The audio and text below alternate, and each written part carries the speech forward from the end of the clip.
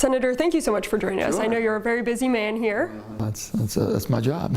I'd like to start out by talking about what do you think is the biggest issue West Virginia is facing right now? Well, we have more than one, but if you're picking the biggest issue we have is getting a workforce that can compete in the 21st century workability and opportunities. Providing people with the skill sets they need to get the jobs to bring the businesses, to grow businesses. That's been the biggest challenge we have. Now you can blame that on many, many things. Whether you want to blame it on education attainment or things that we're not doing right and could do better. Our college and community technical schools, I know they've been trying to look at that differently, but connecting the dots is the hardest thing that we have. Touch on a couple of things there, education and also jobs. A big thing that a lot of people believe needs to come to West Virginia to have those two things get better is broadband. It's going to be hard to develop. We're going to have pockets of West Virginia unless we can connect them. The best way that I describe when I go and speak before committees, if you lived in rural America or rural West Virginia in the 1930s, you probably didn't have electricity. If you were waiting for the utility companies to bring you up a mile up the road and only 4 families, you weren't going to get an electric line. Not until FDR put rural electrification and said it was a necessity, it's a basic necessity of life, that everyone should have access to electricity. Today, almost 100 years later, it's still the necessity in broadband and internet connectivity. You just wrote an opinion piece for the Washington Post about climate change, and you did so with a Republican senator. Talk about how you two came together in a bipartisan way to write this piece. That's my friend Lisa Murkowski. First of all, you have to have relationships. Lisa and I have been friends for a long time.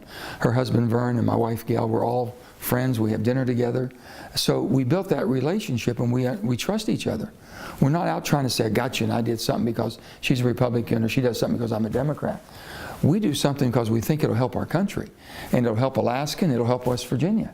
And if two of us coming from two heavily energized states, basically producing a lot of energy for this country, is not willing to stand up and say, listen, climate change is real, because in the last 100 years, the humans have had the greatest impact ever in the cycles of climate change. We need to do something. But basically, you just don't stick your head in the sand and say, get rid of everything, that's how we'll fix it. No, it's a global. It's not American climate, it's not North American climate. You're very busy up here in Washington, but were you paying attention at all to the legislative session happening in West Virginia? And what are your thoughts on everything that happened, but in particular the education reform? You don't come to a session and drop a major policy of changing the education system without input, knowing this is what needs to be done, what flexibility needs to be done. Maybe what would help in southern West Virginia is different than what's helping in north central West Virginia. But unless you go around, and that's what the interim meetings were for. We have a 60-day session, then you have monthly interims.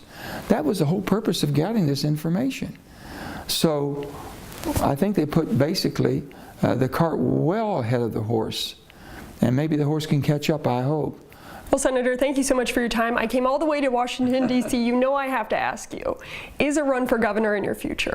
I haven't made any decisions on any of that. And what I've said is, I've got a job right now, and my ranking position is something I can really help the state. But I'm very much concerned about my state. I love my state more than anything. I worked hard 24/7. When I was governor, I didn't want to go to bed at night. I couldn't wait to get up in the morning, because I knew I could always help somebody. And that's the attitude you have to have. So the only thing I've said is the state needs a full-time governor and not a surrogate. All right, thank you so much for your time. Reporting on Capitol Hill, I'm Adrienne Robbins.